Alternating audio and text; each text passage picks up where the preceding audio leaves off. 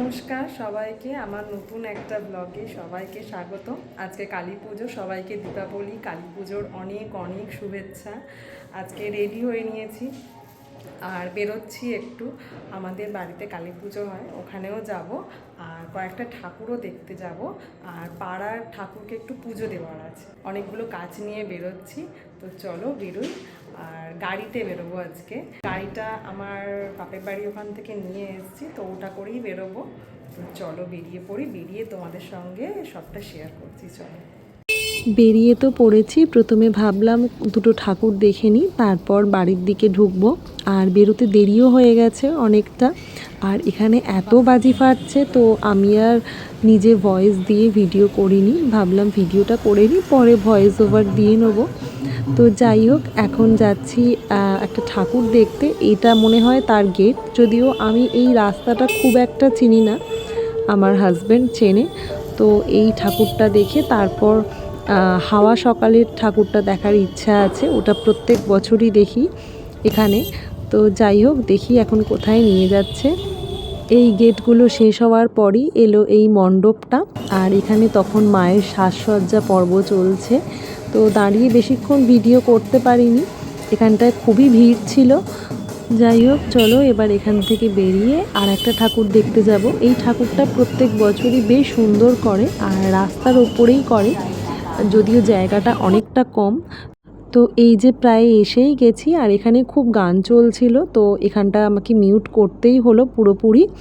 আর এই যে এই মণ্ডপটার কথা বলছিলাম, রাস্তার ওপরে করে। প্রত্যেক বছরই এখানে আসি, ভীষণ সুন্দর এদের মণ্ডপ বা প্রতিমা, ভীষণ ভালো লাগে। আর এবছর এখানে এনাদের কনসেপ্ট হচ্ছে মায়ের হাতেই সব কিছু, আমরা কেবল ওনার হাতের পুতুল মাত্র।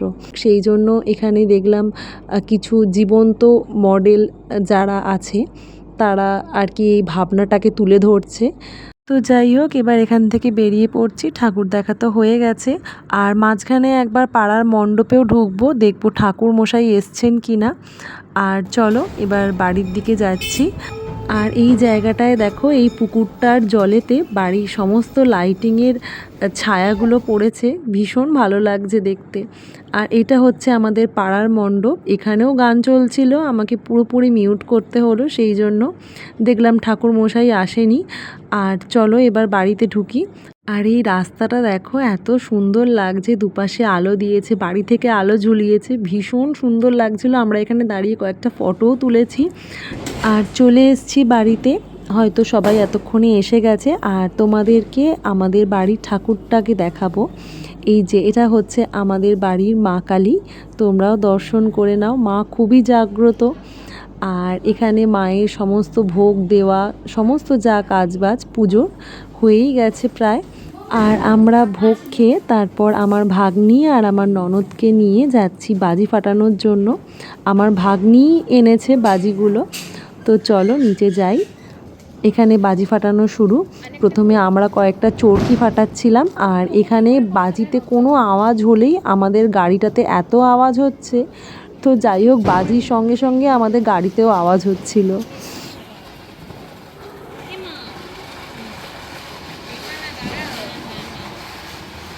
এবার দেখো, এখানে সাপবাজিগুলো ধরানো হয়েছে, অনেকগুলো একসঙ্গে জ্বালানো হয়েছিল, আর ফুলঝুরিগুলো তো অনেকটা টাইম নিয়ে ফাটছিল, বেশ ভালো লাগছিল। ওর জন্য আমরা বাজি ফাটানোর আনন্দটাও পেয়ে গেলাম। দেখে মুখ সরিয়ে করবে, যেই করো মুখটা সরিয়ে নি।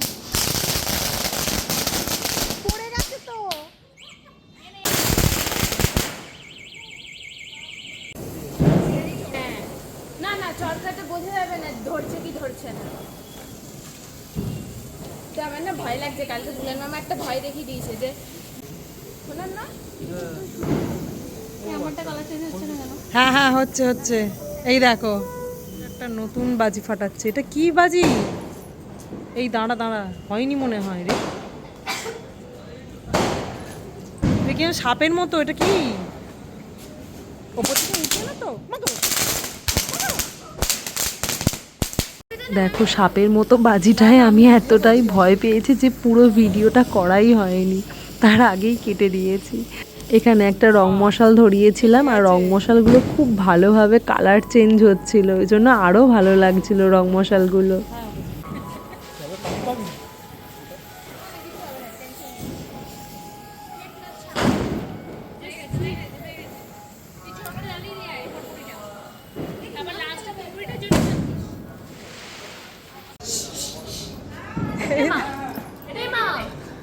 নিভে গেছে।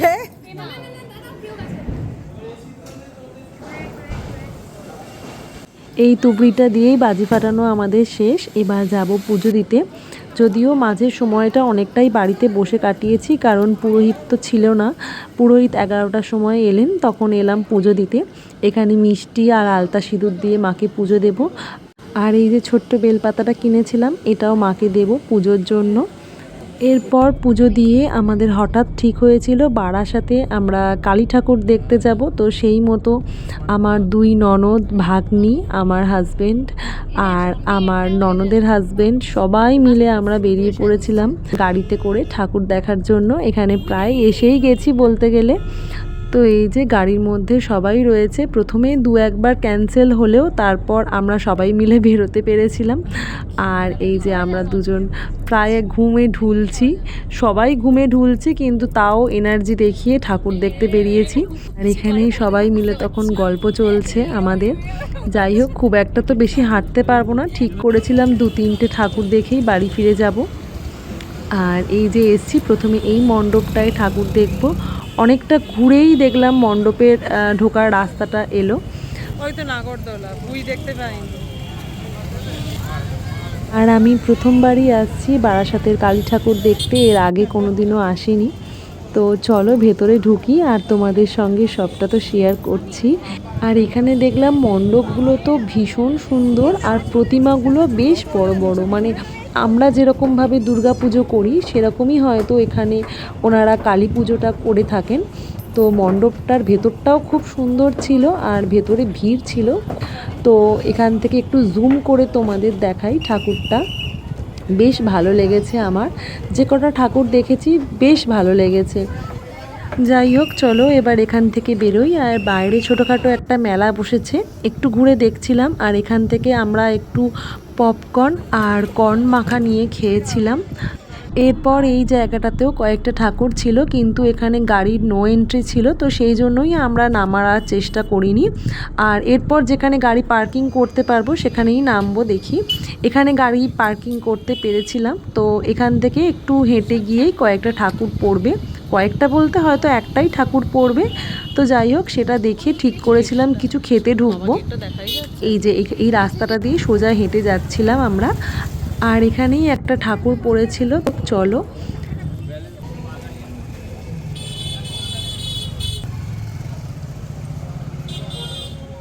এসেই গেছে মণ্ডপে ঢোকার রাস্তা এটা।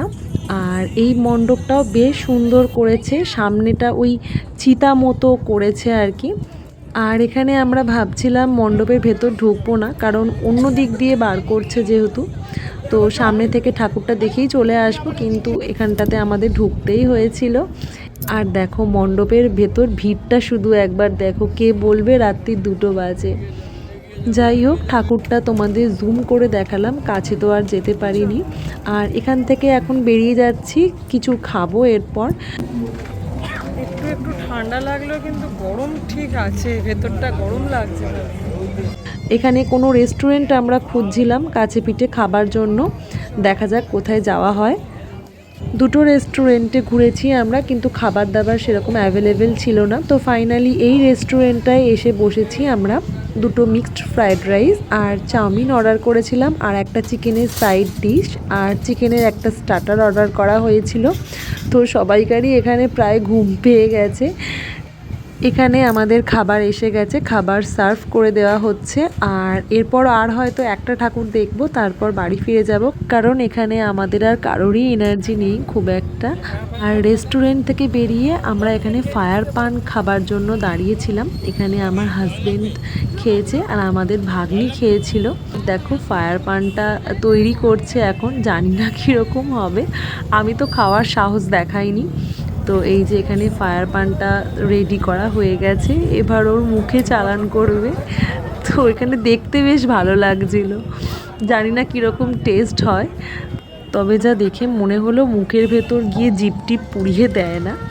এরপর এসছিলাম নিমতার ঠাকুর দেখতে। নিমতার এই ক্লাবটার নাম জোনাকি। এই ক্লাবটার নাম অনেক শুনেছি, অনেক রিলসে ভিডিওতেও দেখেছি, আর ইচ্ছা ছিল এখানে আসার, তো হয়ে গেল। আমরা যখন থেকেই বেরিয়েছি তখন থেকেই আমার বড় ননদ বলছিল এই ঠাকুরটা দেখার কথা, এই ঠাকুরটা নাকি ভীষণ সুন্দর করে। তো আমি এই প্রথমবার আসছি, আর বড়দিদি এর আগেও একবার এখানে এসছিল ঠাকুর দেখতে। তো চলো, আর অনেকটা জায়গা নিয়ে দেখলাম এই মণ্ডপটা হয়েছে, আর এটা একটা কোনো মন্দিরের আদলে করেছে মণ্ডপটা। বাইরে থেকে তো খুব সুন্দর লাগছে, আর এই গেটগুলো তো ভীষণ সুন্দর লাগছে, বিশেষ করে লাইটিংগুলো খুব সুন্দর লাগছে। এখানে আমি খেয়াল করে দেখলাম এনারা লাইটিংও খুব ভালো করে। তো এই যে নিমতা জোনাকি ক্লাবটার নাম লেখাই আছে। আর এখানে আমরা তিনজনই নেমেছি, আমার ভাগ্নি আর এক ননদ, ওরা গাড়িতেই ঘুমিয়ে পড়েছিল। এখানে ঠাকুরটা দেখো, ভীষণ সুন্দর ঠাকুরটা করেছে, আর নিচের এই ছোট্ট প্রতিমাটাকে পুজো করা হচ্ছিল, আর ওপরের ঠাকুরটা অনেকটা বড়। যাই হোক, খুব ভালো কাটলো এবছরের কালী পুজোটা। হঠাৎ করেই এখানে ঠাকুর দেখতে আসা, কোনো বছর আসা হয় না। তো চলো এবার বাড়ি ফিরে যাচ্ছি। তোমাদের ভিডিওটা কেমন লাগলো জানিও, ভালো লাগলে একটা লাইক আর শেয়ার করে দিও।